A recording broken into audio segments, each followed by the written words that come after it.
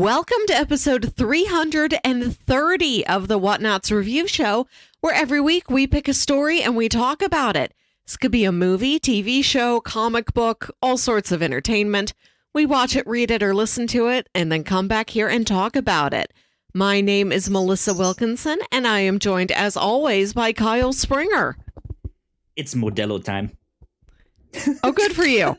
Yeah. Hi, Melissa. How are you? Hi.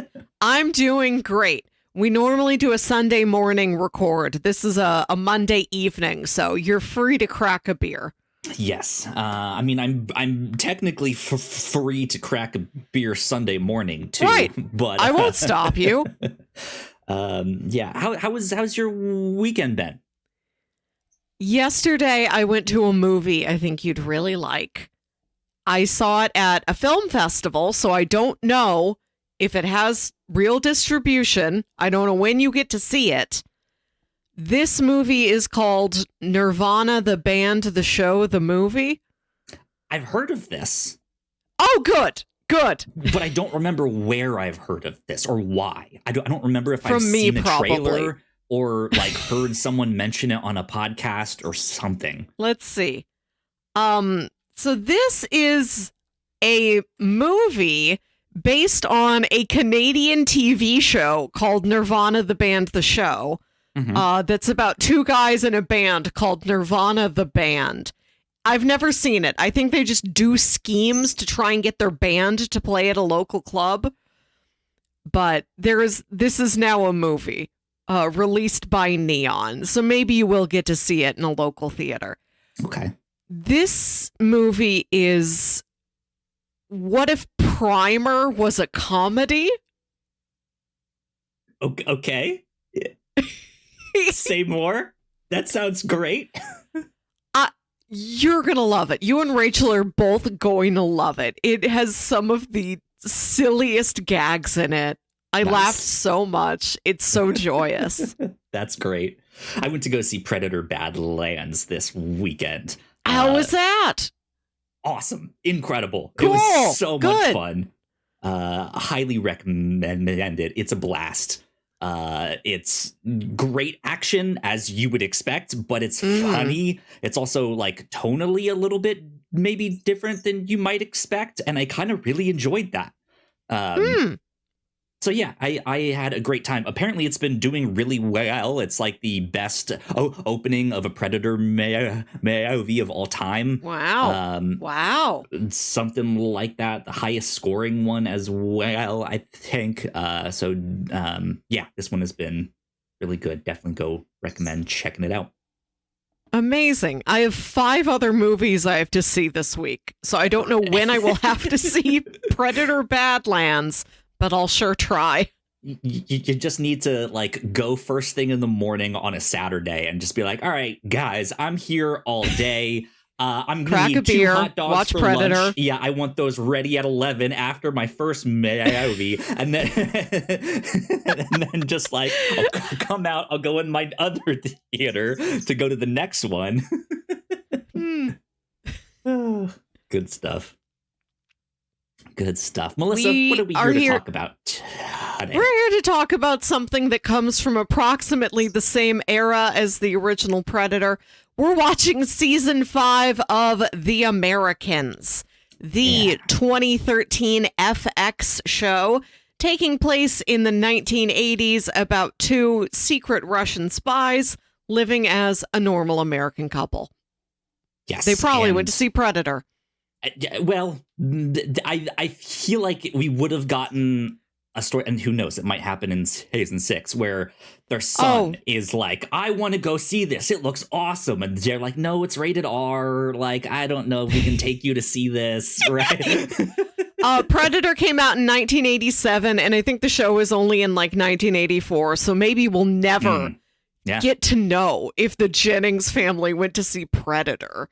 Yeah, we'll never get to see them, quote, if it bleeds, we can kill it. And I think Henry going to see an R-rated movie is the least of anyone's worries. Though that does feel like a storyline that would happen in this show, right? Another one of these, like, you didn't listen to us, or like you're sneaking out of the house. Like, we told you no. Yeah, but you also told me I couldn't go to this school, and so now I'm gonna go do whatever I want because you guys are mean. And I don't know. Anyways, season 5 of season The Americans. 5. Yeah, this has been a lot of fun to kind of discuss this show as it has progressed. I'm really, really enjoying it a lot. I still don't know what the end game for this show is. Yes. And I kind of like that. And it might be a lot simpler than maybe some of the thoughts I have in my own head. But I do think there were some moments in this season that still, without thinking they're really going in that direction, maybe took a step in a direction that I kind of mentioned in a previous episode when we were talking about season 4 and what some of their kids might do down the road and stuff like that. But yeah, I thought this season felt a lot like the previous season in that the whole thing felt really cohesive. I don't necessarily have a single episode that I can point to be like, that was a great, like, singular in and of itself hour of television. But the whole thing was just kind of good. It's not a particularly episodic show. It never has been. I think there's only a handful of moments I can pull out that I really liked, where now, months later, I can remember, yes, that is one specific singular episode and not just part of the mush of a whole season. I'd like to see something a little more episodic. I kind of like the one-off or short-term season 3 adventures. Yeah. But they just didn't really stick with that. We've got whole new stuff in season 5. They really surprise you with, guess what this mission is? Do you know who Tuan is? We're meeting Tuan. We're meeting food terror. We had the moment like in Lost when it opens up with Desmond and you're like, I have no idea what this is. What is happening? Just like, who is this little Asian kid? What is going on, man? I love that every time I see it. I upgraded it from like to love. I love when a show just drops you into a situation with zero context. Yes. With no characters you recognize, and you have to work backwards to realize where you even are. Yeah, absolutely. I did think this season did have a moment that felt not a conclusion, but it felt like a culmination of everything that's been happening in previous seasons, specifically with their daughter. And I thought there was something new that they introduced in this season that I noticed that I didn't see, or at least did not notice to the same extent that was happening in this season. There were big, long silences. Yeah. And I really enjoyed that. I thought that was a great tool for them to just kind of ratchet up the tension. Because we've spent so much time with these characters, we kind of know what they're thinking. We kind of know their headspace and where they're at, and what their emotional struggles are. So having these big, long, extended, silent sequences where the characters aren't talking, but they're just doing something, and they can give each other a look, and it's just like, fuck, man, I know exactly what's happening. Like, this is so intense. This show is mostly silent looks, and we do get some really good spycraft sequences of them sneaking around trying to do something entirely silently. Yeah, and I mean, you just said it's mostly silent looks, and yes, but you would get the silent look while someone else is talking, right? Two characters kind of like side eye each other, like, it was we get like that too. I just found out my parents are spies. Oh wait, Stan Beeman's an FBI agent, right? And there's the like look that like the mom gives the daughter of just like, don't you dare screw this up. Like, don't say anything. But like other people are talking while that is happening, and it's like that is intense in and of its own. But it felt like a show that always had to have someone saying something or doing something. And this really felt like, you know what? No, we can take it a little slower. We know what makes this show really tense. We can see them doing their spy craft, and those sequences, there were a good handful of them throughout this season, and they were all just like, this is awesome. This is great stuff. Mm-hmm. This is a show that has always succeeded at leaving things unsaid and leaving things cryptic. There are some times when a character just silently has a look on their face and you're not completely sure how they're feeling. There's things that haven't been verbalized or made tangible. We haven't seen the repercussions of certain reactions to things. Yeah, indeed. And yeah, I think you already mentioned the new character in this season, Tuan. I like what they did with his character too. Mm-hmm. So hopefully we get to see a little bit more of him in the final season. Right, there's only 10 episodes left. Yeah. So one more season after this. Is there any other kind of things you wanted to mention briefly before we do like here's where we're at? I have enjoyed that most of these seasons have one spy conflict. If it's not a specific mission, it's at least a theme, a movement, such as the relationship with the Afghanistans or the stealth bomber. Or last season was great with the bioweapons, and this season is food. We've got the dual storylines of Oleg doing food stuff in Russia, and then the Jennings investigating at first what they think are bad bugs, and then it turns out it's good wheat. Yep, indeed. So yeah, let's take a step back and do like here's where we're at, and here's kind of what was happening in season 5. Excuse me, I already have hiccups from like 2 sips of beer. That's some good wheat. Paige is continuing to manage Pastor Tim and his wife Alice, since they know everything, and she has to keep them on her side, keep them from ever revealing anything by going above and beyond, remaining as close to them as she can, going to all of these church activities. And in this season, we get to see a little more how it wears on her. Last season was a lot of, we are being told Paige is having a bad time. This season, they show us a little more.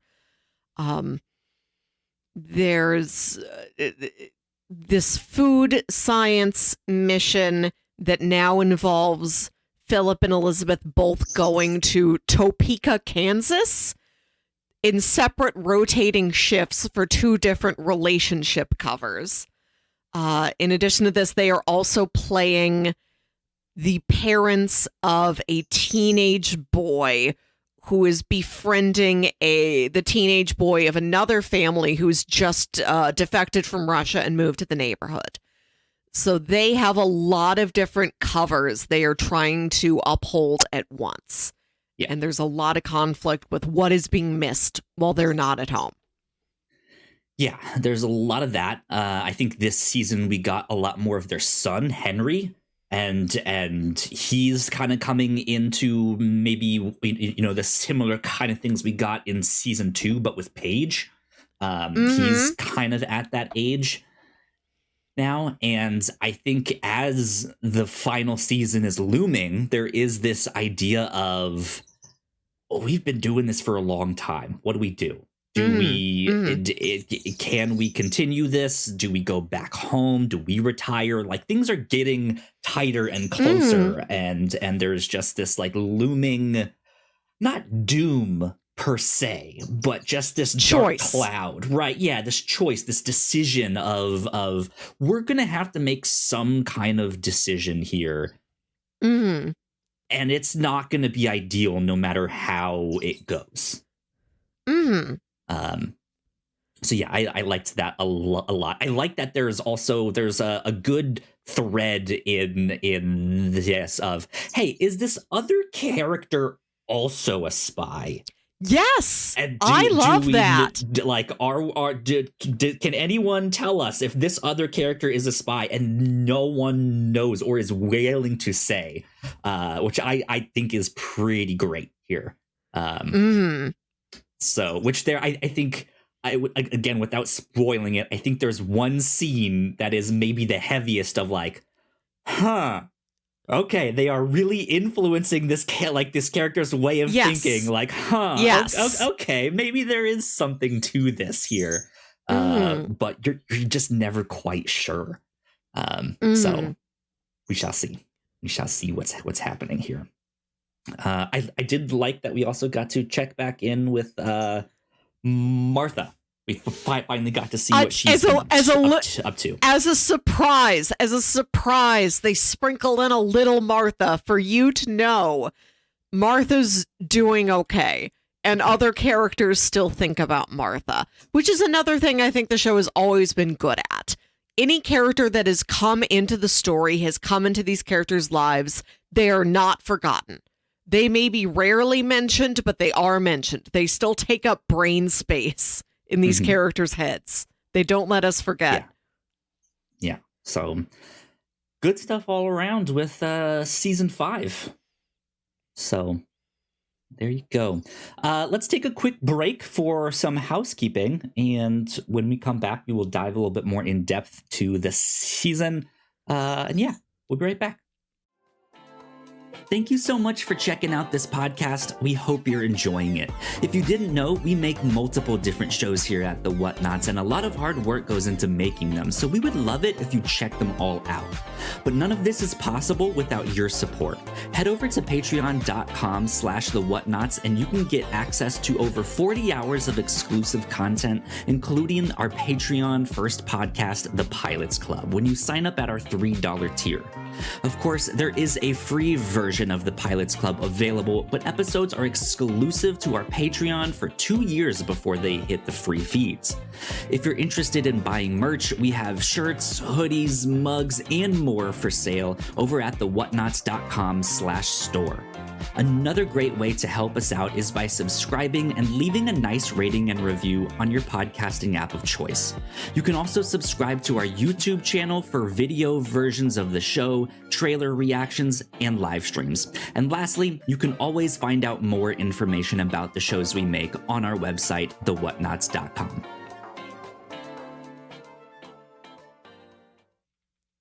And we're back. A big shout out to all of our Patreon supporters. Thank you so much. We love you a lot. Over on the Pilots Club, we just recorded our episode on Elementary, my dear Watson.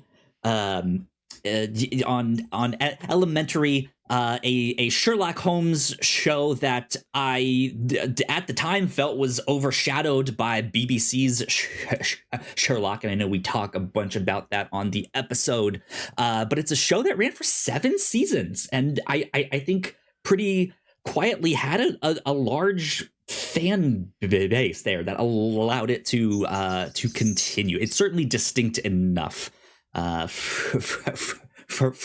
from the BBC Sherlock, but you can hear us talk about Elementary over on the Pilots Club, and then on the free version of the Pilots Club, we released our episode on Manifest, which is about the plane that takes off and disappears and then reappears, but it's like 7 years later.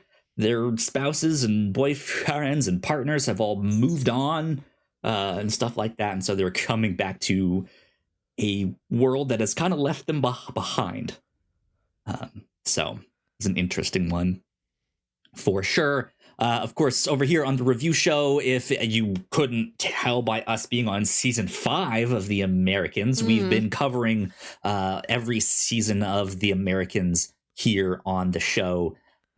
Next episode will be season 6. That'll be our final regular episode of the show. We will do one more like special episode after that, and then of course we have our end of the year Grand Prix that we do. So be on the lookout for all of that good stuff. But man, it's kind of the end of an era. I mean, we're still going to do this now. Right, we're not stopping the review show. We're just smushing all our different podcasts together into one podcast. Indeed. And I think by the time this goes up, shortly after that, I will have finalized the new RSS feed and stuff like that for everyone to go subscribe. And I will get something up as like, hey, I know we've said smashing things together, but let me just explain what that actually is to get our RSS feed up. That's my project for tomorrow, the day after recording this. So should be up very shortly. We'll have more instructions next episode and on all of our other podcasts in the coming weeks. So be on the lookout for that. I might even put our end of the year Grand Prix as like this like 0.5 episode. Yeah. On that feed there to give people a hint of like, hey, we used to have other shows here. Let's do a recap. Let's do an episode 0 of the new Whatnauts. That's previously a recap of what happened. The Whatnauts. Right. This is what all our shows were. These are our inside jokes. If you want to start from the Whatnauts 2026, episode 1, we have to explain all of our old jokes, like our obsession with Perry Mason. Yeah, just episode 1 of our new podcast is us retreading all of our inside jokes so that everyone's on square one. Oh, that's great. So be on the lookout for all of that good stuff. And then over on the Captain's Log, Melissa, you got to see some big paintings, which is pretty exciting. We talked about the potential upcoming Prison Break reboot. And we also discussed Begonia, the like really weird sci-fi movie that's out there. My parents were like, it's out there.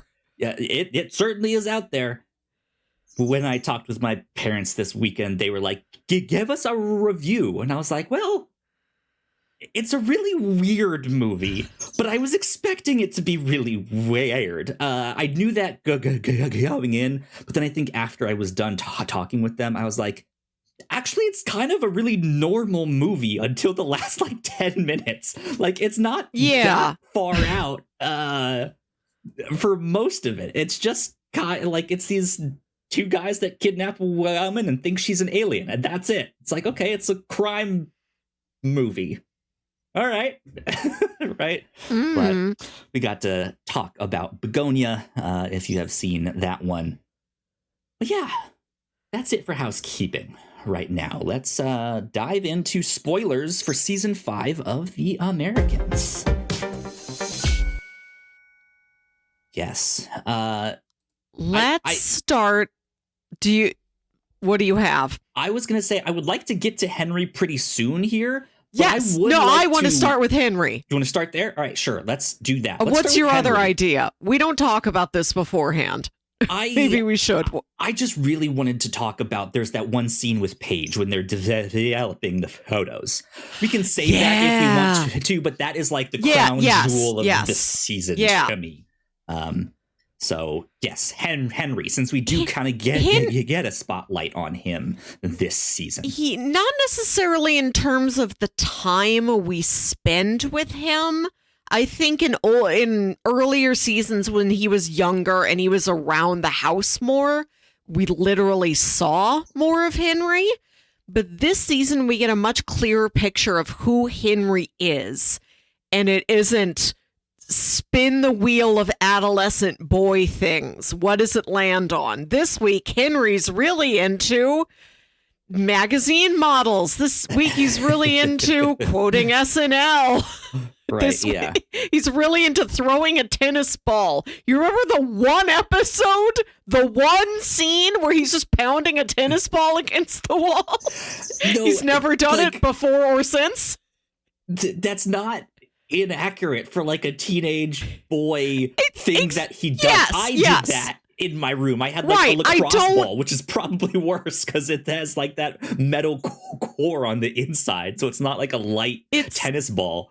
It's not bad. They haven't underwritten Henry. I think Henry has been appropriately written for like the age that he is and the situation he's in where nobody really pays attention to him. And we've been expecting Henry's this huge question mark because like the trajectory for Paige, you can see the trajectory for Henry. You don't have enough information to make a good theory. You don't know him that well because nobody in his family pays attention to him. They only talk about him to make sure he is not within earshot while they say spy stuff. Yeah. And we've imagined all of these things he could be getting into. We're like, what if some other dark force has gotten into him? What if he's secretly learned and he's been keeping it a secret? No. Like all of these deep, intense plot-related mechanisms. Yeah. You got a little choppy there, but I think we're back and we're good. So it's so funny that we're like, what has Henry been up to? And Henry's like, I've been studying. I'm good at school. I want to go to a good school. Math! He's just been up to math! It's the greatest joke in this entire series that of his own accord, with no influence from his parents, his sisters, from Stan, he has just become this ideal boy while nobody was looking at him. And he's not doing it for anyone to look at him. He's just like, I'm good at this. I want to pursue this. Studies are important to me. I want to go to private school. Yeah. I got into private school. And that's kind of the amazing thing is you would think that would be a good thing. It's like, oh, now you can be a scientist when you grow older and we can, you can get a job at Lockheed Martin or something like that. And then we'll have a great asset for information in building rockets or who knows what. Right. And the fact that he has become this good student, right, is now becoming a problem. He wants to go to this like specialized boarding school and they're like, oh, but that means like you'd be in a different state and or just like far enough away that like you wouldn't be here in our lives. And that's kind of a problem, especially when we're thinking of moving back to Russia. Like, what do we do? How does this work? And yeah, it's in its own way has just become a problem that no one suspected of like, okay. I don't know how to deal with that, but sure, let's figure it out. Yeah, it comes out of nowhere just enough because we're never quite sure what Henry's doing. It's always like he's playing his video game. He's at Doug's. We've never met Doug. You remember last season when he's hanging out with Stan more and Elizabeth is complaining, why is he always over at Stan's? She's like, he used to hang out with that Doug kid. I still see him around. She says it so disdainfully. Like, we know nothing about Doug. Do you hate Doug? Is Doug an asshole? Who is that? Because there was that one time where they had the girl and the other kid over. I don't know who that is. I don't know if that was Doug. I don't know. I'm going to say that was Doug and Patty Mayonnaise or whatever her name is. The biggest mystery of the show, the identity of Doug. Yeah. And this show could pull off something like that. Like, oh, Doug, Henry's friend, we just offhand mention every couple episodes. We don't know anything about Doug. Let's turn the camera to Doug and see what his parents do for a living. It makes... Continue, please. It makes so much sense that this is Henry's character arc because he is so alone. He never sees his parents or his sister. They care about him, but in this sort of distant way.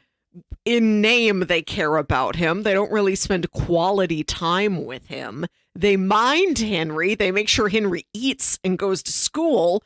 but there's very little check-in on Henry's inner life and well-being. So he wants a boarding school because a boarding school is a built-in family, a built-in community. This kid needs structure. He needs a timetable, and he's never really been put in charge of anything.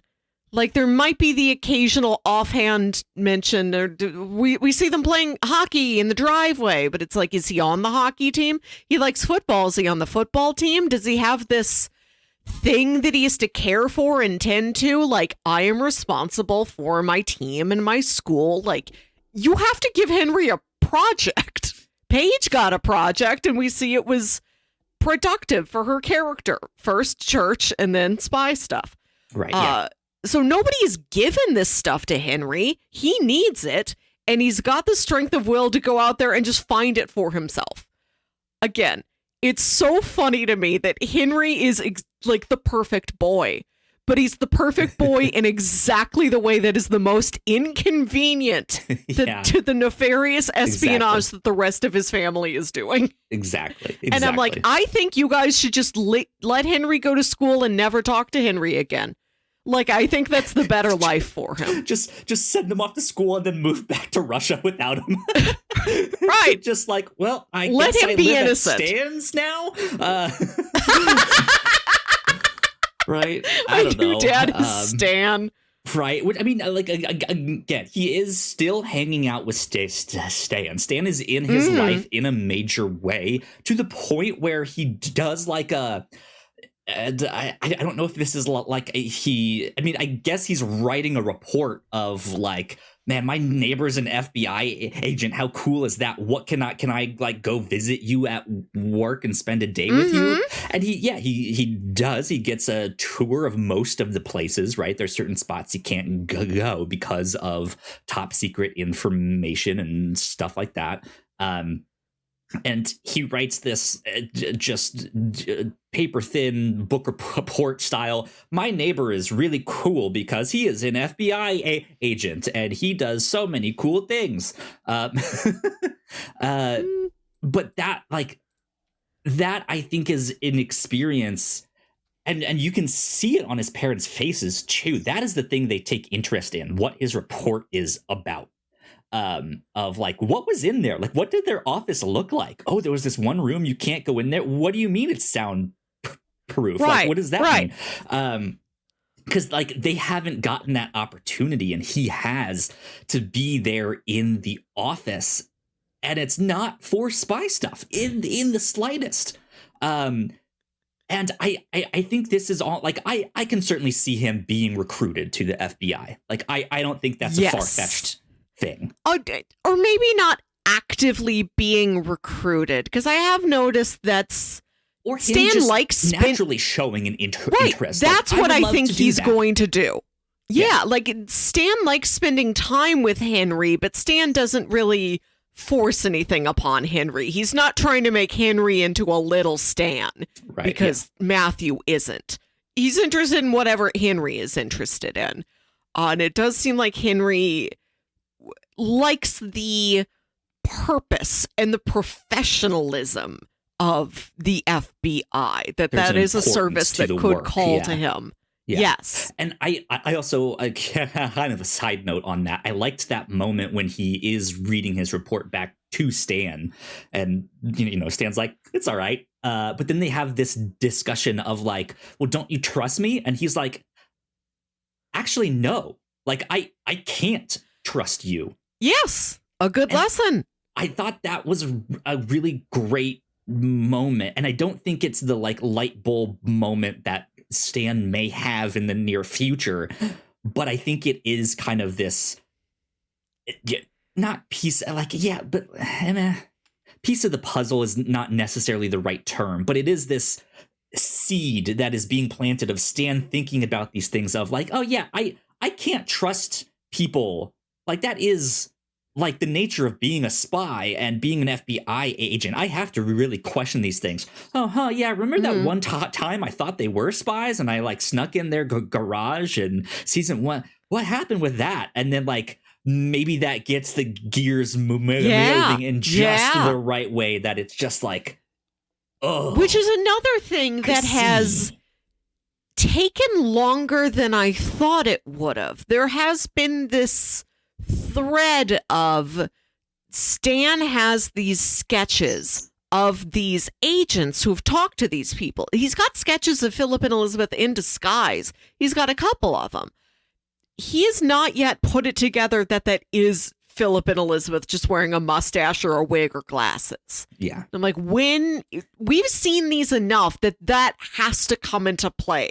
Like the sketches, the physical resemblance, wait a minute. Like maybe next season it's Halloween and Philip puts on some dumb costume and that's when Stan is the galaxy brain moment of now that he's wearing this dumb costume, he looks like the drawing we got of Clark.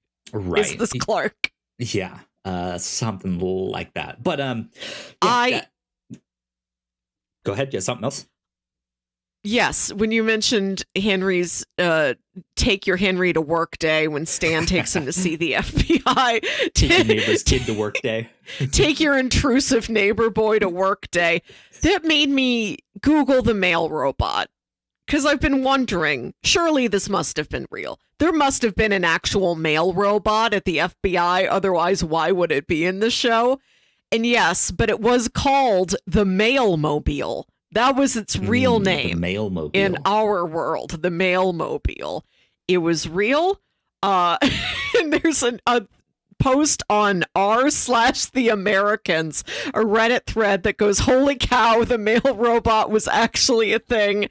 And another thread asks, is the mail robot the funniest character on the show?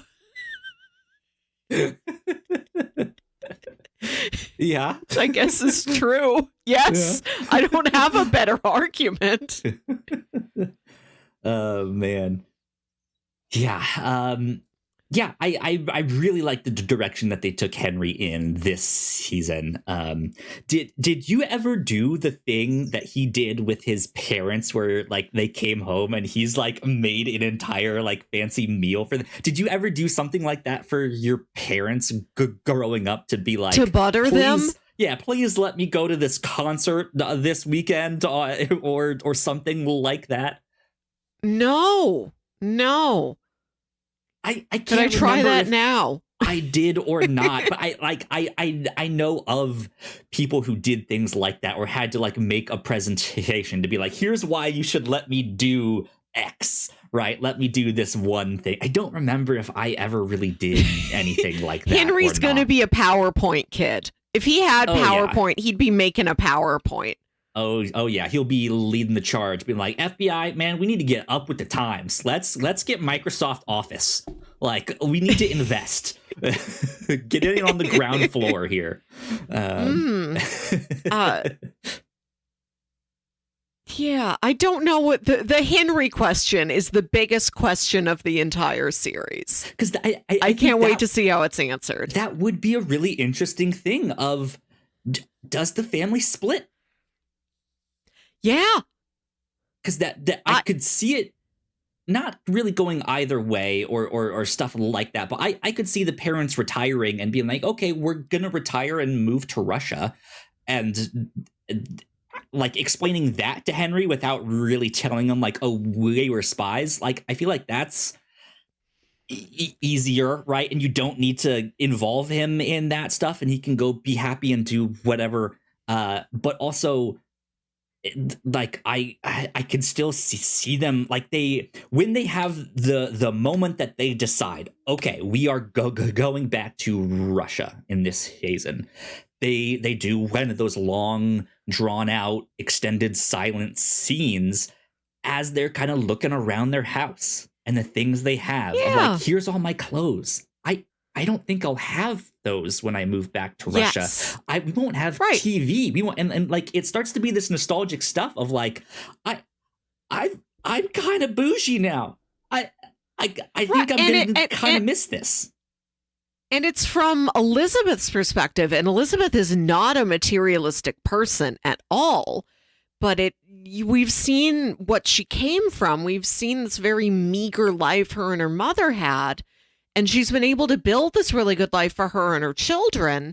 And you can see it hitting her this emotional aspect of this is the only home me and my family have ever known. This is the only place we've ever been together. Now I'm going to give all of this up. But also, I'm not giving it up for a similar thing back home. We are not going to have any of this. I would be like, not just changing, but perhaps truly downgrading my children's quality of life, in addition to the whole shock and culture shock and learning Russian, etc. Not having any friends, so many things. And then it's like, and then I'd have to make them hand wash the dishes. How dare I? Yeah. And that's the thing that parents still have to think about today is like, okay, do we move to this area and start them in this school district? And then how long can we stay there and potentially think about like, where's the window where it's like, we can't uproot our kids' lives anymore here. And I think that's more Philip's perspective of he's starting to see like my kids are starting to have their own lives. And it's whether we've told Paige, but she's coming into her own and she's starting to do this stuff. Maybe she could, she's starting to be of that age where she can kind of go do what she wants. But we can't really do that to Matthew, or not Matthew, to Henry. Matthew's having a tough time already. Matthew either, right? But can't really do that to Henry, as he's asserting himself in a way that is important, right? That is like, this is a thing that if we ruin this for him, if we stop this will not be good. Yes. And I think with everything just kind of weighing emotionally on Philip, he's like, it might be better for us to just figure out a way to stay here. Yeah. There's never been... We have no model for what it looks like when spies stop being spies. Because I think that other spy couple from season 2 intended to retire and then their son murdered them. Right. Yeah. So we have Gabriel, this solitary older man who did go back home. He had no family to uproot. We do not know what other Oleg pairs is maybe of the spies. Closest, like, he's not a spy. He's just like a guy who went to America for 2 years, took a job, and then is like, I'm going home because my brother died and my mother misses me. But he's a character that gives us an insight into what life is like on that side. Yes. It doesn't seem good. And I don't mean this to disparage Russia. There must be nice parts of it and nice things about the life and the culture there, but they're not really showing us.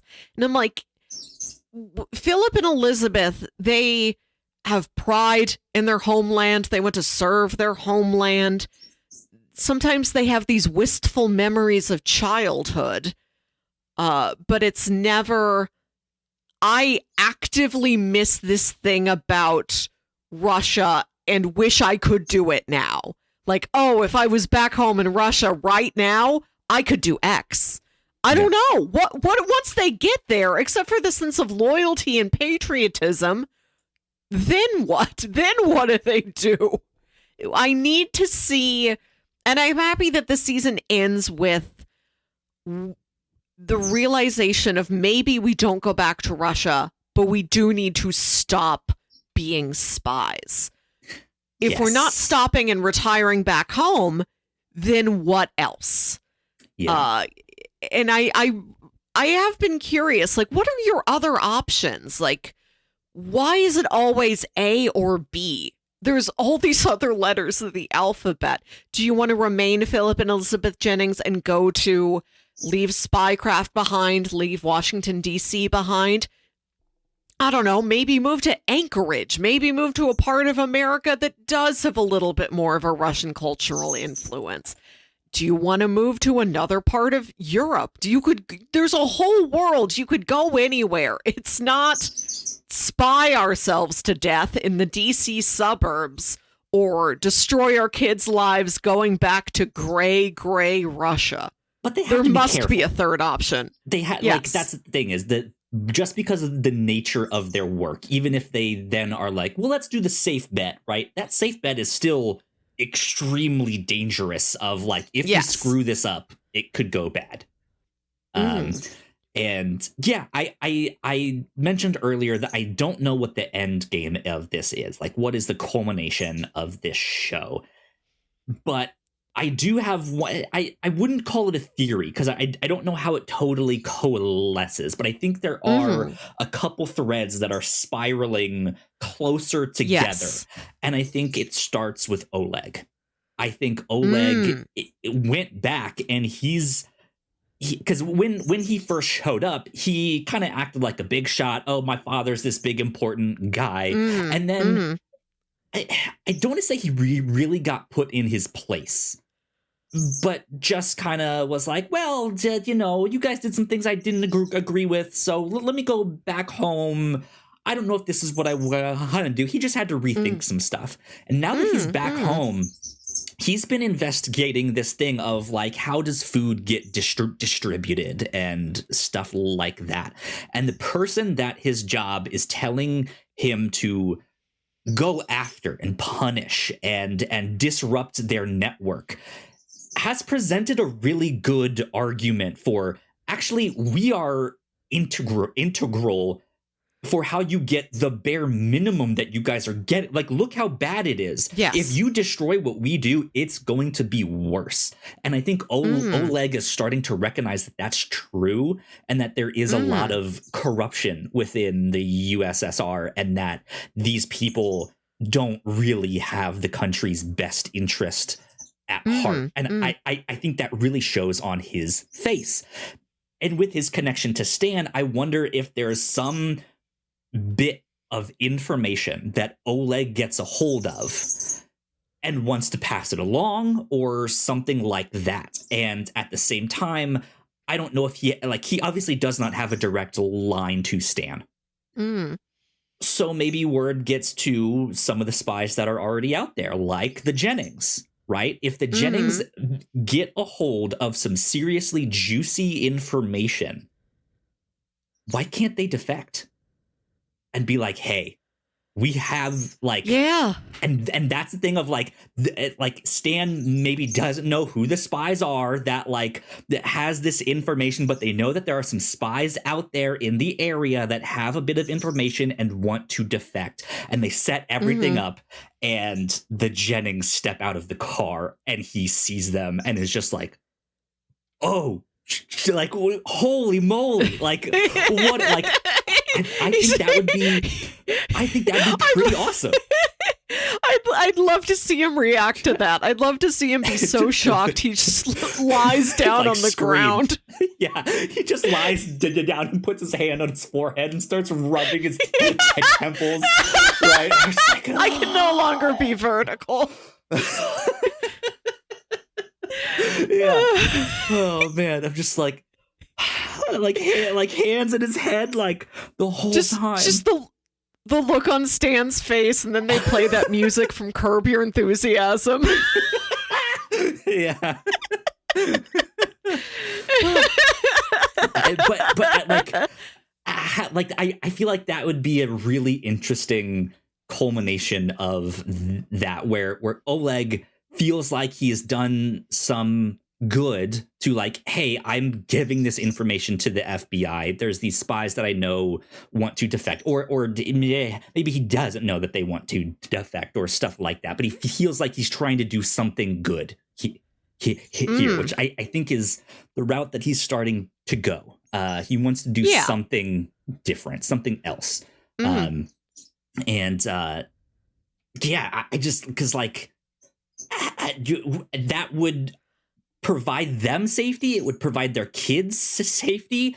They already have a cover. Like they can just kind of continue as the Jennings, and well, I guess maybe not, but like, witness protection is something I think they have to keep going down deeper layers. You guys get new names. New wig. Yeah, Henry, here's your first wig. Son's first wig. Yeah, no, but like, I'm still waiting for that. I'm still. Henry kind of being into like, oh, we're gonna go into witness protection. That's dangerous, but kind of cool. But also like, I can still do the stuff that I love here. Right. If you can still do math when you're in witness protection, nobody stops you. But like, he could still potentially then go into working for the FBI or the CIA or something like that, right? And I think Paige would be unburdened of having to do all of this stuff and keep tabs on her boyfriend and her pastor and all of this stuff. Like, I feel like there'd be this release of just like, oh, yes. Thank God, I don't have to do this. Like, I could just be myself now. Yeah. I mean, the show is called The Americans. I feel like that might be the end game thesis. They defect. They're never not Americans. Yeah. Yeah. I am still. So we're getting Paige more into the spycraft in that she knows how to sneak and snoop and take pictures and fight. And it always makes me so nervous when her and Elizabeth have self-defense training because they're just doing it in the garage with the concrete floor. They've not laid down a mat. I'm like, you're going to hit her too hard and she's going to fall and she's going to crack her skull open. And all of this is for naught because you didn't lay down a mat. But I'm still waiting for the art of disguise. Please, before in the next 10 episodes, put Paige in a wig. Put Paige in a wig or the show never happened. Makeover.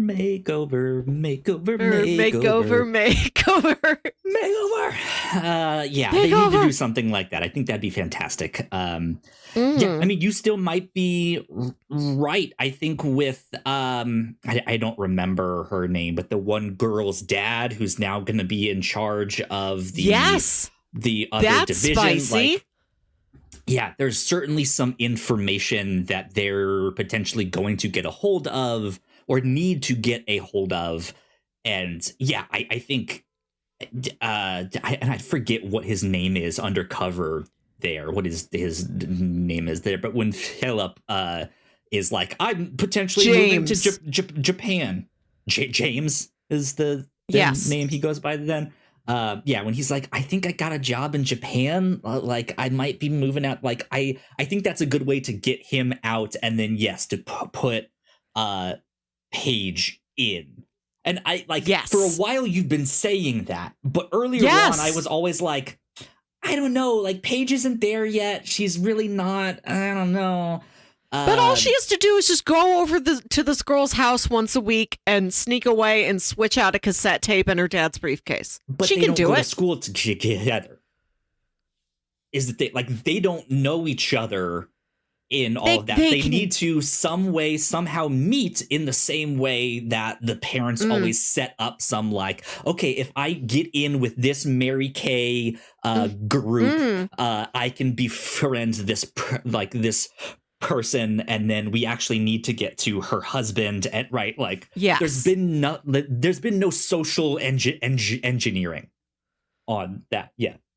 And I still think, as of what we've seen so far, I don't think Paige is totally ready yet for her first mission. I'm sure we could get a small, 7 months down the road, she's done enough intensive training with her parents and had enough conversations that they can give her something easy and simple, right? There's this girl, she'll be at the mall this weekend, bump into her and start a conversation, right? There's some easy ways to do that. And yeah, that also we get the ones, because the spycraft that Paige has been doing and still is doing is unprompted from her parents, is in fact stuff that they have been telling her not to do. But she's still kind of insisting on doing it. And the parents are kind of reluctantly being like, all right, but she did kind of get something. All right, keep monitoring. Like, all right, fine, And then she comes home with the camera.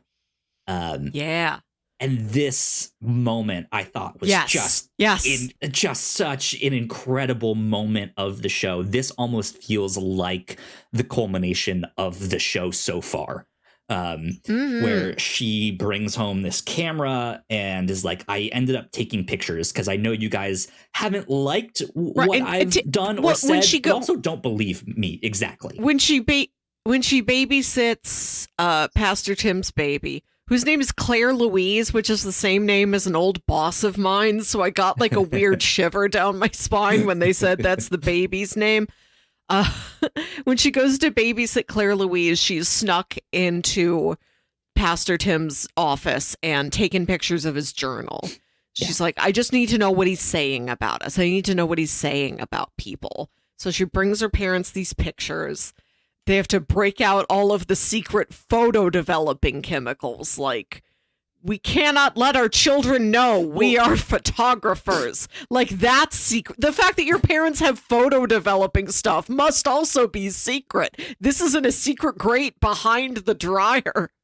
So like at first she's mentioned that, like, hey, I snooped and I looked at this thing, and they're like, we don't like that you did that. We don't want to, but I don't know. Don't do it again, I guess, right? And then she does it again and is like, I actually think there's something in here. Like, you guys need to see this. And so that's why she takes the pictures on her own and presents it to her parents.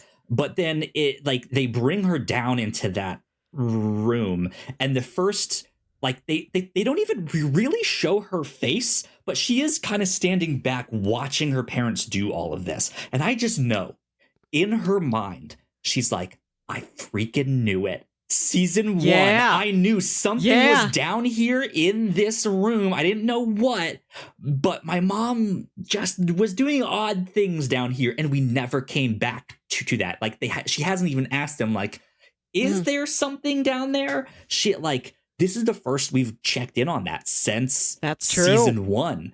And so, like, her realizing this, standing back, not saying a thing, and just watching her parents pull out these, like, bins and chemicals and all of this stuff from, behind the washing machine in this, like, hole in the wall, and then set up this dark room, change the light bulbs, do all of this stuff, speechless.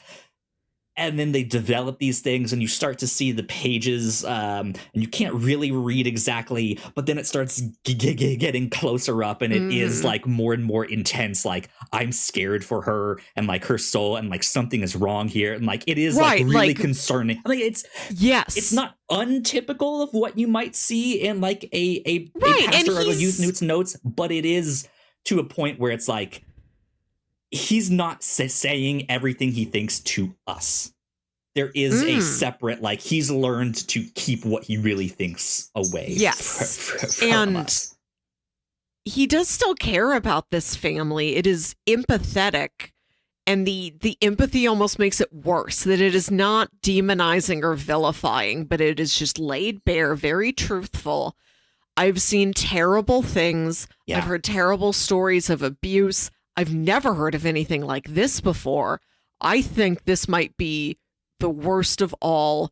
They're tearing Paige's soul apart. This girl is psychic damage. I don't know if her soul will ever heal.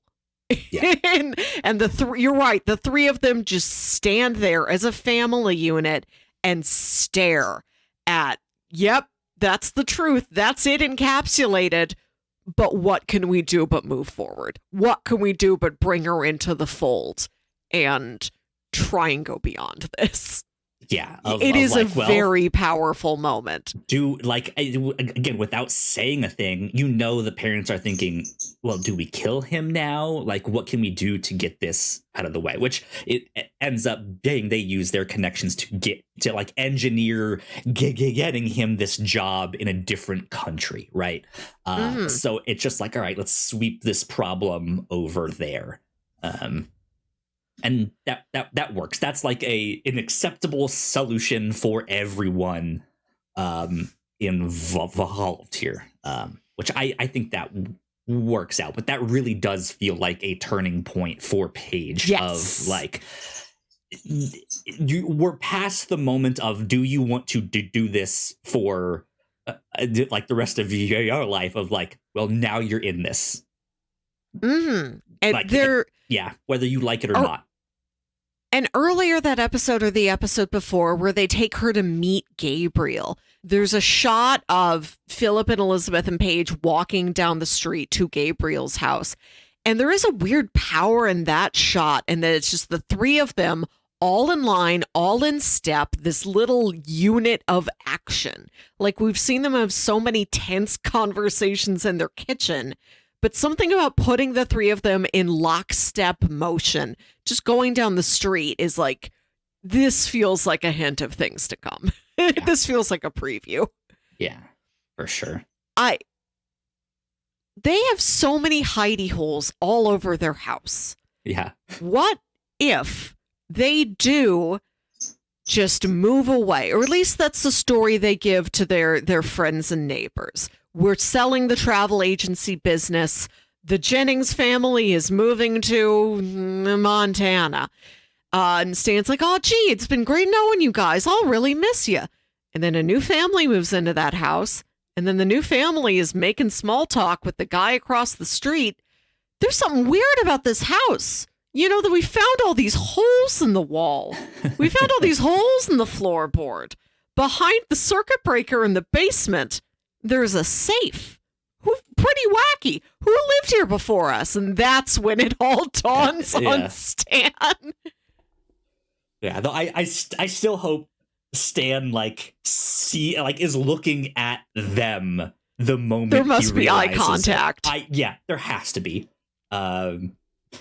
Because that he's just gonna be flabbergasted. Do you think we've seen the last of Matthew? Yeah, kinda. He never served that much of a purpose. I don't think he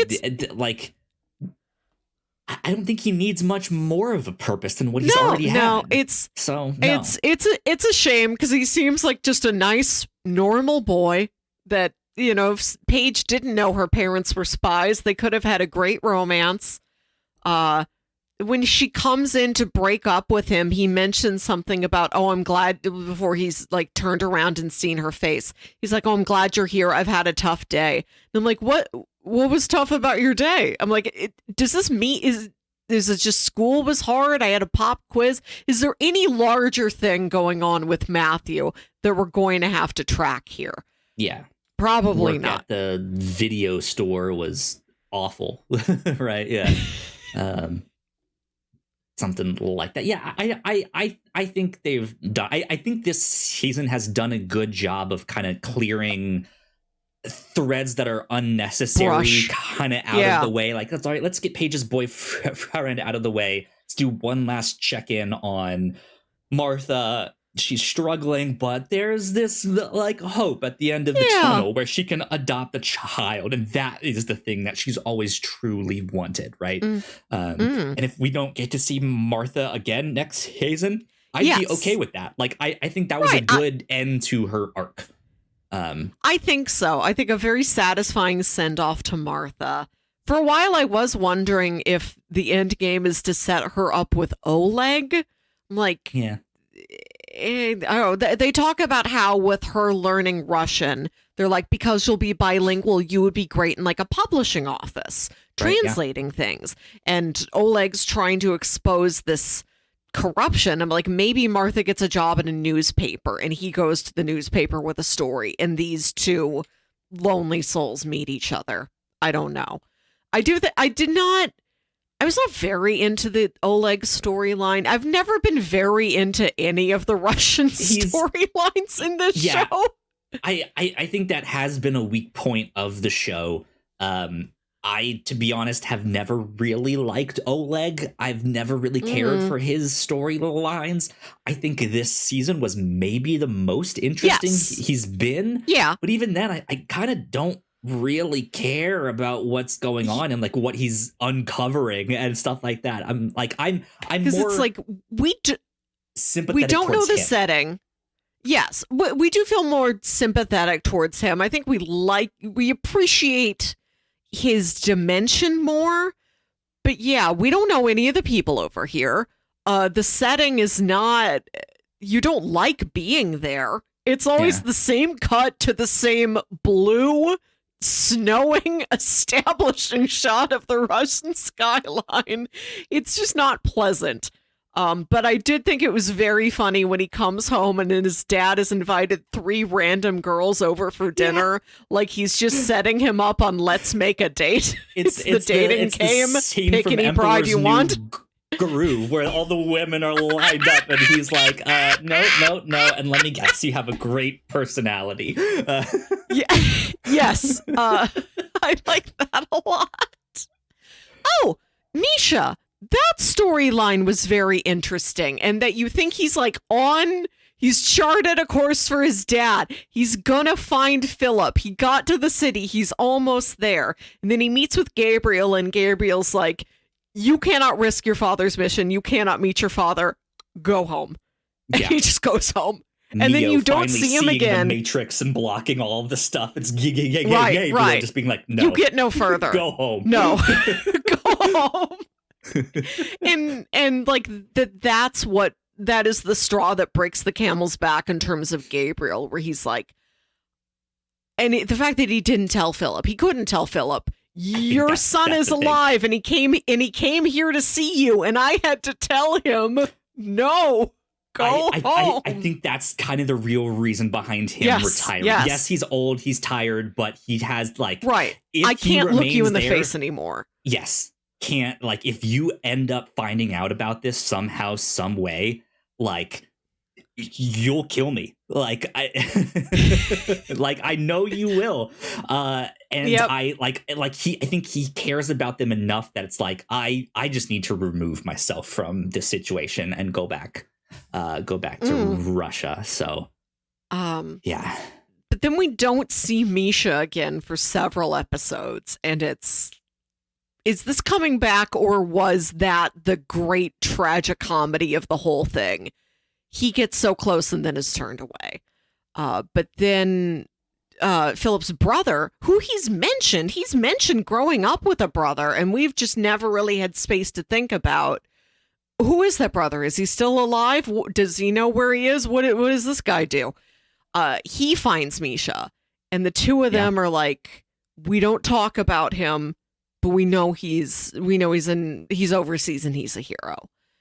And still, it's like, now those characters are together, then is this turning into something? We don't know how far it goes. To me, that's the only kind of big thread that's kind of a wild card. Despite him being brushed aside, like I've mentioned, some of the other plot lines have been, concluded or at least moved out of the way. That is one that feels like it could be a conclusion of like, well, maybe I don't get to see my father, but I get to be here with my uncle and my nephew. Yes. Right? Like, that's good enough.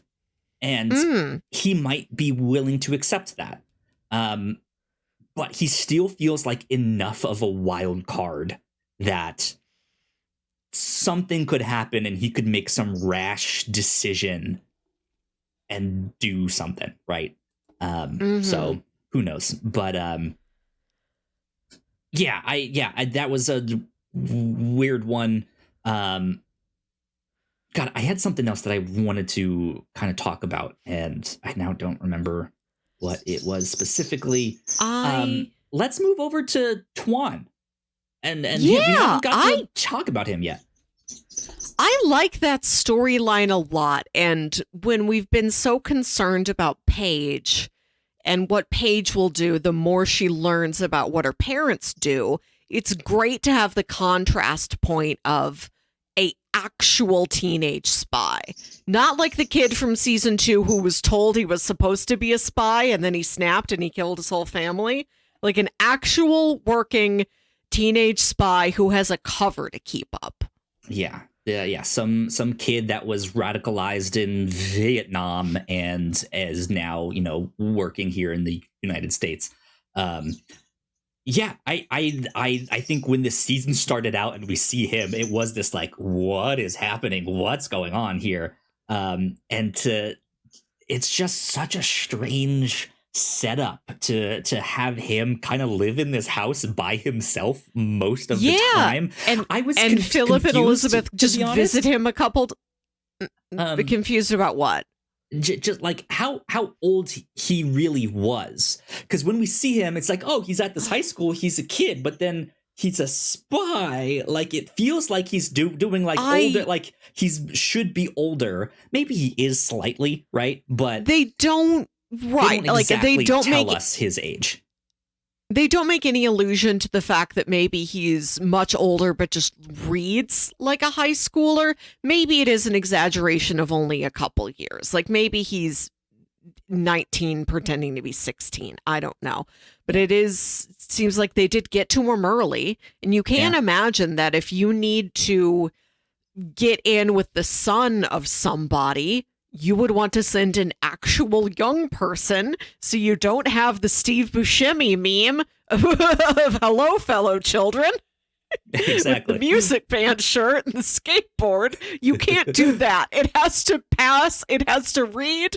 It has to be authentic. We have to get real teenagers in the spy force. Yeah. And I like that he's not a Russian spy. To be clear, like, he's not working for the Russian government. He is working for Vietnam. And I thought that was interesting, that like these two countries are doing this joint operation.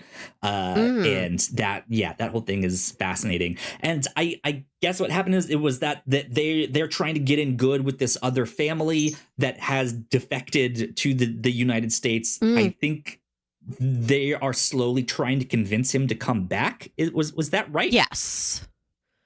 Yeah, and I did kind of lose the thread on, is this purely a numbers game? If anybody defects, we want to try and pull them back so that nobody else wants to defect, or if there was something specific about the knowledge that man had, that they wanted him back on their side for something. And then it seems like it's less about him and more about his wife. And I didn't 100% have that storyline. I don't know, but like, excuse me. It did feel like it was more so for his skills as a worker rather than a specific, like, oh, you know, this one state secret or something like that of just like, hey, we need more scientists. And I think as the decade of the 80s continues and gets into the 90s, the corruption that Oleg is saying eventually leads to the downfall of the USSR, right? So that stuff has to start somewhere where they are bleeding scientists or like highly specialized skilled workers that are like, hey, I kind of don't want to be in here. Like, the state of this country is not good. I want better for my family. And it just happens that in this case, he makes that decision without truly consulting his family. They just left, which I think might also factor into the ultimate decision that the Jennings make of like, right, we just saw a family who made the decision without the wife and kid knowing. That might not be a good thing, right? Because this storyline leads to some darker places, right? The Tawan has to befriend the kid, and then still under his cover has to then like get in good with the bullies, and then like convince the bullies to start bullying this kid to make his life a little more miserable while still looking like he's friends with him. And it's to the point where he basically convinces the kid to fake, not fake, but like get so close to an attempted suicide that that's what it's meant to look like. It could go very, very wrong if anything, right? Goes bad with that. And it's just this like, what did you just convince this kid to do? Like, holy shit. Yeah. Right. And to see Philip and Elizabeth talking to Tuan, and like they have covers as they're his parents, they're a pilot and a flight attendant. They're gone most of the time on flights. So it's like Tuan just lives at this house in the suburbs by himself, and Philip and Elizabeth in disguise. And he knows that they're spies undercover, but of course I don't think he has any idea They are Philip and Elizabeth Jennings. They live at 1412 Fairfax Avenue. He does not know them at He doesn't know that. Yeah. Right. He just knows them as other working spies he has to cooperate with. To see them talk about how he is encouraging the bullies to antagonize Pasha, and that Philip and Elizabeth, they're like, yes, yes to bullying is very troubling. Putting shit in his locker would be a good idea. And it is the sort of distant, like, logically, that does make sense in the larger scheme of things. Like, they're not like, rub his face in it. But it is chilling to see that we've gotten from putting adults in these terrible situations to, like, an innocent boy to putting being kids humiliated. In these spots. Yeah. Which I think is also a thing. I mean, for a show about spies, this show has always been secretly a show about parenting, right? And it is this idea of watching your kids grow up and seeing them start to make their own decisions and choices and seeing their brains work and the logic that they start to have here. And when is the right time to remove the parenting scaffolding, but when is the wrong time to like how much do you want to let them get burned, or how quickly do you want to pull them away from the fire and stuff like that, right? And I think with Tawan, they have this kind of hands-off approach of like, let's look at the bigger picture. Yes, logically it makes sense. If we can get that, like, his life miserable, maybe he'll influence the father or the family to like want to go back here. And to then like see where that ends up is just like, whoa, this is not where we wanted this to go. And they tell him, the final line with Tuan is, that was not that was bad necessarily, but like, that was extremely risky. We can't necessarily reprimand you because you didn't totally do anything wrong, but it was very risky. Maybe the ends did not justify the means. And the advice that they give him is, you shouldn't do this alone. They're like, especially given how young you are and how deep into this you are. Yeah.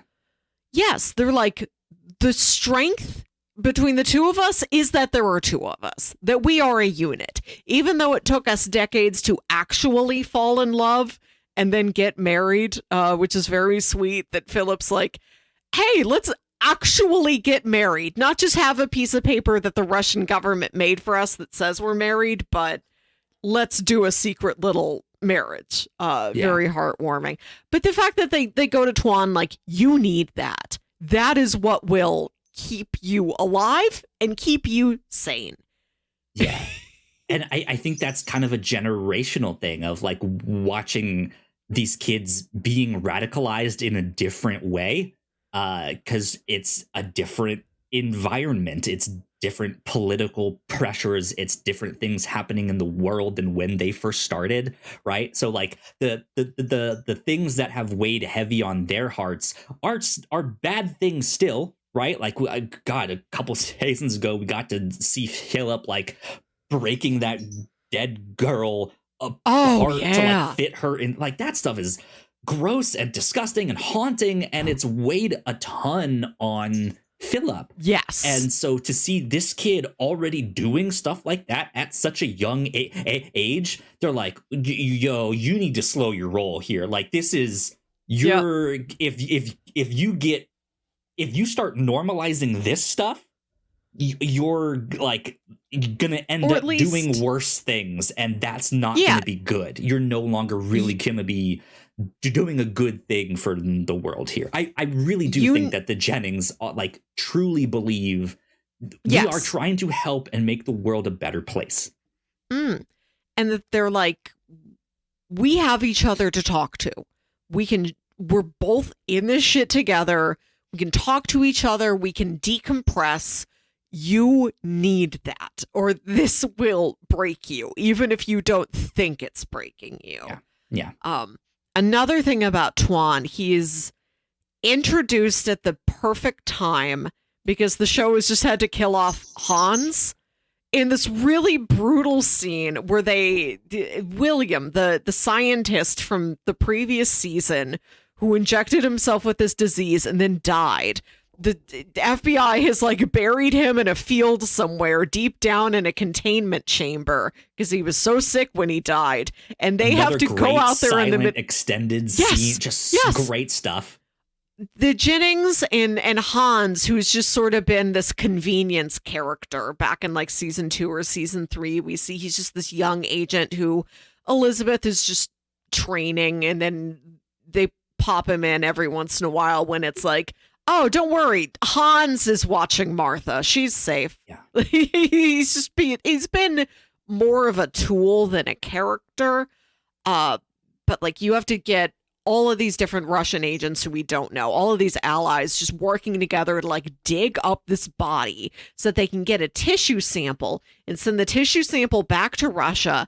And poor Han, and they have to like carve a chunk of it out of his arm, like when a robber in a movie cuts out the circle of glass to do a cat burglary. They just cut a circle out of his arm.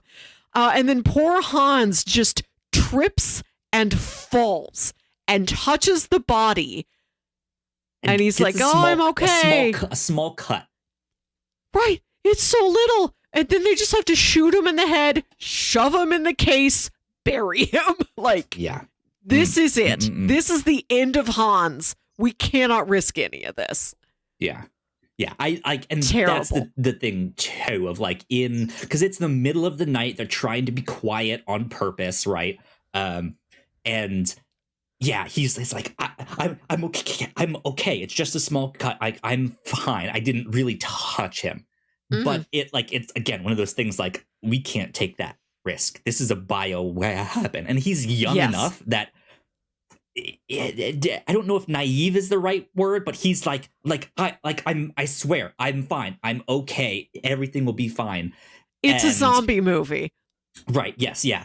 And they're like, all right, cool. We'll meet you up there. You go up first. And then like, as he turns his back, they showed him as he like is about to go up the ladder. But it's one of those scenes where even though nothing is really being said, the moment he like falls, you know, you're just like, all right, that's it. He's done. Like, he's not making it out of the hole. He's gonna die in that hole. Yeah. Another. I'm looking at my notes. There's another scene that is really powerful this season, and it's when Stan goes to visit Agent Gadd's widow, who is a character I think we've seen very briefly. She's maybe only said like 3 sentences in the entire series. And he goes to her and he says, I think I've found the guys who killed him, but I don't know what pursuing, like, we can't really prove it. And I don't know what pursuing them would really do. And he says, I don't think Agent Gadd would want revenge. And his widow, who's seemingly this very sweet, innocent lady, looks at him like, oh no, he would want revenge. Yeah, no, absolutely. Like, yes, take the revenge, punish those men. But and yeah, I think that is part of then what weighs on his heart, because he's now been put in a precarious situation at his job where he had previously stuck his neck out to do some stuff and got in some pretty big trouble for doing it, but it also opened the door to something that they kind of want to keep him on board for. But it's this like, it almost feels like, okay, you're put in timeout in the corner in this one thing over here. We'll have you run that operation, and that's kind of it. Otherwise, you would be gone. You'd be fired. But then, yeah, that leads to this confrontation between, and I don't remember the girlfriend's name, but his new girl, that is the one that, like, is she a spy? Yes. We don't know. A very good question. It would make a hell of a lot of sense if she was. especially since he had such a great, or not great relationship with Oleg, but because he'd already been primed by Oleg, right? Getting someone else in there to really work him long term, I think makes a lot of sense. And him just being recently divorced and a lonely guy, having this hot woman enter his life and influence him and be able to get information from him just works spectacularly. It might not be the case. Yeah, I don't know, but at least the doubt is planted. And early on in the season, like after Stan and his new girlfriend have gone out to dinner with the Jennings, Elizabeth's like, I don't know, I don't know her well, but kind of like her. And Philip's like, I really distrust her. I really think she's one of ours. And he's like, he's able to see the bigger play. Yeah. Right. He's like, I don't want Stan to end up like Martha, which I think is the only time he mentions Martha this whole season. We can see it's still weighing on him. And he's like, I know what I did to that poor woman. And if we're not careful, Stan is going to wind up just like that. Stan doesn't deserve that. I wonder if it's almost like a territorial kind of thing, too, to have some other spy, some other operation be working so Stan. Close. But what have I been playing all this racquetball for? Quote unquote, working Stan. He's having I gave to him my maintain a beers. Cover, right? But I'm wondering if there's like a weird territorialness that's happening there. But like he has the conversation with her of like, I think I want to quit the FBI, and she like very clearly is like trying to influence him. No, I think you should stay there. You should. And it's like, it's not sinister. Like she doesn't have a sinister look. Like it can be very genuine. I think on one hand, like she I think they're doing a good job of playing it. This is what he's good at, right? It is suspicious that she doesn't ask questions like, oh, would you take an early retirement? What would you do instead? She's just like diverting everything back to, you should stay with the FBI for the good of everybody. You ask the tough questions. You really hold their feet to the fire. What would the department be like if you weren't around to do that anymore? He's buttering them up. Yep. Big butter. Yep. The smash cut to season 6. I can't believe it's not butter. She wasn't doing it at all. She just loved him. She just loved him. Oh, we never believed a woman could really love Stan. I don't know. But then, like, this is now leaving all of that on the flip side, back with Philip and everything that's been going on in his mind. We get the what was like I think this is mixed in with why did my mind just blank on his wife's name? Philip and what's her name? Elizabeth, thank you. I'm terrible with names. You guys know this. I will always say that. When she's like looking in her closet and realizing she'll miss TV and stuff like that, he's at some convention conference thing. And it is this like, you're just a cog in the machine. Like, you're nobody. You don't really matter. Like, it's just like stimulus output, like this thing.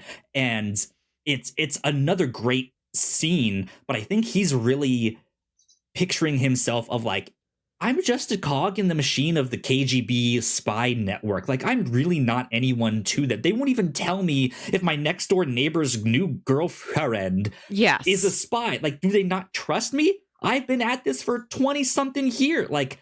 I think he's starting to see I'm not really anyone to them. I've just been programmed to do this thing. And I don't want that. I don't want to live like that anymore. He wants to have a bigger purpose and a freedom. The last thing I'll say on that is what's kind of odd about that whole thing is then the like the American capitalist system that it like he's already in, but will continue to grow in the next decades, right? is just the same thing. You're a cog in the machine for some corporate, like, that's all he's gonna end up being somehow, some way. His kid, like, there's just like the odd, like, two sides of the same coin here. No matter where you go, you're just kind of a cog in the machine. I don't know a person who isn't a cog, and I don't mean this disdainfully. I'm like, no, I can't judge it for myself if you don't give me the example of what's not a cog. What country has the least cogs? Sure, you got to point it out to me. There's different ways to see your job. That, like, the job is overworking you. They expect overtime and late hours, and you become this company man where your entire life is been taken over by this company, this corporation, right? And then there's the people who use their job to then fuel their passions. It is not the thing that defines them or stuff like that. And a lot of those people, unfortunately, also then don't get the opportunities to move up and make more money that could go back into their thing. But if they do move up, they also then don't have the time because their job expects more of, like, there's all this, like, give and take there. So yes, you're not necessarily wrong in all of that. He's going to be some cog in some that, like, I don't necessarily want to work the job that I have. I would rather, I don't know, make a comic book, make music, like these design some goals. really cool posters. Yeah, write a crime novel, you know. But I don't necessarily have the time to do all of that, and so there's like a give and take here. But I think that's where you see the cog in the machine in the capitalist structures of just like, you've now become the company man. And that's it. I've always been a company woman, and I feel personally attacked. Let me have my identity as a cog. And look, if there's nothing wrong with that. If that's what you enjoy, if you enjoy your job, or is just like, hey, I like being an office lady, there's also nothing wrong with that. So yeah, I don't know, just two sides of a strange coin. What I was pointing you about is, yes, please. This this seminar he goes to that paints him as being a machine is what immediately precedes this surprise wedding, which is like no lead up to it. He just takes Elizabeth on some surprise drive and then takes her down into an abandoned warehouse, extremely romantic. And he's like, there's a Russian Orthodox priest who I met through spy stuff. I know it's not, we're not religious. This isn't what we would typically have, but it is at least traditional. It is of our home. And let's actually make this official. We're married on paper. We've never had a wedding. Yeah. Why don't we do this? And it's less romantic and more just sort of like, I don't think they even kiss that whole episode. There's been a lot less sex and romance on this show this season, but there is still this beautiful intimacy and commitment of maybe I am a machine, but I'm her machine. And I want to make the commitment that says I'm her machine. Right, yeah. No, but like I really think that is a first act of I'm doing something for myself, not the hand that programmed me, right? He didn't need to have this ceremony. They already have the paper. They've kind of reestablished their spark, so to speak, right? Even though you said there's a lot less sex in the show than what we got in like season 1 and 2. But yeah, there is this commitment, this understanding that they are in it together. And even though it almost feels like some like gothic vampire set, like in the dark alley, abandoned warehouse. And here's this like Russian priest who's chanting these weird things with all these candles and stuff, right? Just the way she's looking at him, like she's also trying to mirror his like calmness, but you can see the smile like bubbling up underneath all of that, and it's just like, oh, like she actually really likes this. She's enjoying this. She loves him. And when they talk about, he's a little more straight faced, looks straight I ahead, take, but she's like, I take this over seriously. at him, like, oh, thanks, When they talk about moving the kids back to Russia, and they're like, well, they couldn't be Paige and Henry Jennings in Russia. They're like, and he says, I guess they'd take my name, and he's like, would you take my name? And she's like, yeah, I would. Yeah, cute. Yeah, it's really sweet. I wish for a little more romance next season to cap it off. Even though, like, they've been married for 20 years and just literally had a little shadow wedding ceremony. Still, I like the romance. That's what I'm here for. Yeah, you still have your little Epcot sign in the background. They need a little honeymoon vacation, right? What's more romantic than Epcot? You never know. Kiss me on Maelstrom. Yeah, heck yeah. There's magical place on Earth, right? Yeah, no. That's the Magic Kingdom. Epcot is the most experimental prototype place on Earth. Babe, let me show you the world of tomorrow. I want to talk, as we wrap up our conversation, as we approach a wrap up, I want to talk a little bit about hair and makeup and costuming in this series, which we haven't really done. It convincingly looks, it convincingly looks like a period drama. Nothing feels like too tacky or costumey or out of place. I will say this though, it straddles this fine line with the wigs and the disguises that is both like, they look great and plausible, but they look so cheesy at the same time that it's just like, that's good. You have found the right line here. Right. They can't be so well disguised that like somebody flipping channels thinks this is a separate character who is not Elizabeth It's not going to be like the new Suspiria, where I don't even know. There's like the same actor played two roles. I didn't even know. Right. They're not coating them in layers and layers of makeup like a Tilda Swinton. It's them with a wig. It's Clark Kent roles. But there's a few costume and hair details I wanted to bring up. Claudia has all of these squirrel brooches, and I don't really know what that's about. And she has at least like 3 or 4 of them. A big brooch that's a squirrel. That's nuts. Maybe she just likes squirrels. Yeah.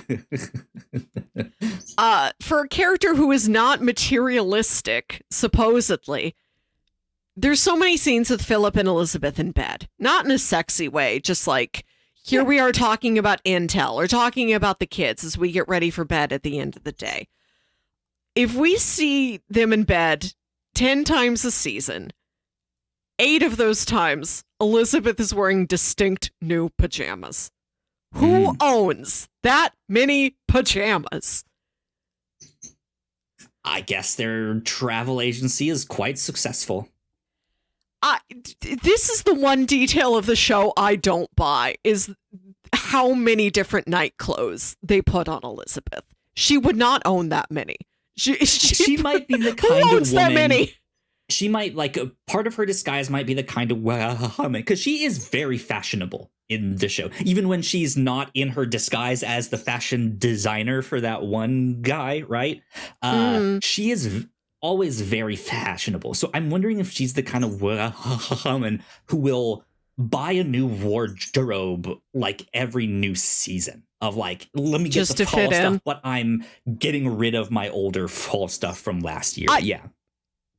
But this show does not have that long of a time frame. This season takes place over like a couple months. You don't have 7 changes of pajamas in 3 months. I don't think that's that far-fetched. I'm telling you, I think there might be a woman who loves a fine pajama, loves a seasonal pajama. I have one for Christmas. I have one for Halloween. I have a sexy silk one. I've got a more substantial, like warm one. in this time frame, I don't think Elizabeth is that woman. I don't like, maybe she needs to present a certain way to other people out in public to keep up the cover. Yeah. That if that's true, I think given her upbringing, she has maybe she should not have this many pajamas. Kyle, I'm just telling you, and I'm not going to broker any arguments about this. When she looks at all the stuff, yeah, she's but about those to are miss, outside clothes. It's all like, I have those 20 are pairs of outside boots. clothes. You have to have that many outside clothes. I'm going to ask. I think even very high-end fashionable women do not have that many pajamas. You have maybe 5. My mom, growing up, hi mom, Hi mom, had multiple closets full of her clothes, stuff for different seasons. Like, I could easily be like, oh, you own like 50 pairs of pajamas in different styles. In one of my rooms growing up, I had a double door closet. I had maybe 2% of the space. Right, not just for pajamas, but the amount of clothes that she had to have her say like, yes, I had 50 pairs of pajamas wouldn't be far-fetched of like, yes, you have in exorbitant amount of clothes that I can see this being possible. And so it just like being in an environment where I was like, Mom, you have outfits that I have never seen you wear once in my life. Like, I have been like when I was a teenager being like, I'm 16 years old. You have never worn this shirt. Why do you still have it? Like, what is going on? I need space in my closet. r/female fashion advice. How many pairs of pajamas do you own? I would say 2 pairs is probably enough for a week. Sure, yes, that might be sane. But I don't think that discounts that there are other people out there who have like, you know what? I just, for a month, I want to have a new pair of pajamas once a month, and once every day for a month. Does this woman exist? Sure. Is this woman Elizabeth Jennings? Absolutely not. I don't buy it. This is the one thing that breaks reality in the show for me, that every episode she has a new silk nightgown on. And yet the first thing they show that she will miss is her clothes. That's the first thing they show. I have a completely different set of thoughts about Elizabeth and her clothes that we cannot get into right now, because I still have to talk about Paige's hair. So Paige starts with like braids, cute little girl braids, normal little girl hair. Then in season 2, when she's being more assertive, she's trying to take more control of her life, she's got these big bouncy curls. She's gone from just like, I'm doing a braid because it's simple and it's easy and it's girlish, to I'm spending more time on my appearance. I'm taking control of my appearance in a stronger way. I'm styling my hair in a way that like my parents never would have done when I was little. But over the last season or 2, it's gone to just a plain flat ponytail. She does absolutely nothing. Like, her energy, I like that they are showing us the effects on Paige a lot more, and that her physical appearance is one of them. That her hair, she does not bother with her appearance. I mean, she dresses fine. The costume hasn't changed that much. But like, her hair has gone from bouncy and voluminous to just sad and flat, which is correct for her character, and I'm happy for that attention to detail. Good stuff. Oh, season 5 of The Americans. Season 5. Yeah. We didn't even really get to talk about that other Russian woman that the FBI are kind of chasing after. I that might conclude more in season 6 here. I don't know. Season 6 is a smaller season, like we've kind of mentioned, only 10 episodes rather than 13. So I think they really try to get at the crux of what this conclusion will be. But we shall see. We shall see what happens. Do you have anything on your bingo card? I don't think I do. Oh, bingo. Let's take a look. I'm still looking at pajama advice.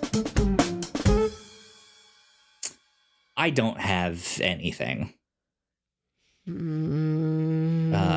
Gabriel's not really enough of a sassy grandparent to Paige that No. Cow? I don't think so. No musical episode. I mean, who knows? We still might get Vegas, baby. I'd love down that. The road. Nothing new. Is their unfinished basement laundry room a spiritual villain lair? No, I wish we had a lair. I do kind of. We're not in the Residentora at all this season. Yeah. And I liked the Residentora as a set. It's a nice building. I do kind of miss being there. Anyways, I think that's our bingo check-in, a very uneventful one for all of that. I guess we can save recommendations. I don't really have any to add at the moment, unless you have one. Cool. I do. I have something very relevant to this season. All of the wheat stuff. When Elizabeth sneaks into that lab and there's the wheat and all the bugs get on her. X-Files. Yes, that is just like the X-Files movie where they go through the cornfields into the bee dome and they get bees on them. Yep. I love the X-Files movie from 1998. One of my favorites. Please watch it. It's such a summer movie. Save it until like May, June, July, August. Yeah, we covered that one back on episode 317. So go check it out. Cool. Next episode, season 6. That's what we will be talking about. Get ready for that. It is also the kind of final regular show of the Whatnauts review show. So bittersweet moment.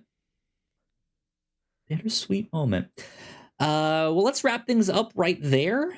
Melissa, where can the people find you on the internet? You can email me at yourhostmelissa@gmail.com. And I need feedback. I need to know if anybody else agrees with me that the costumers put Elizabeth in way too many different pairs of pajamas.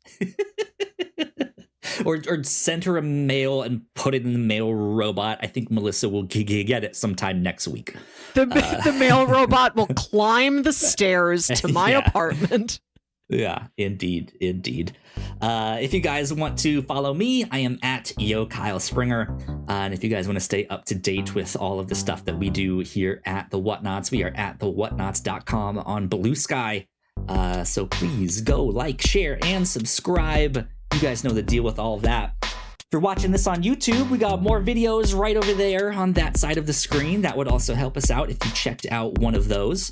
But yeah, this has been number 330 of the Whatnauts review show. We will see you all next time. Bye. Bye.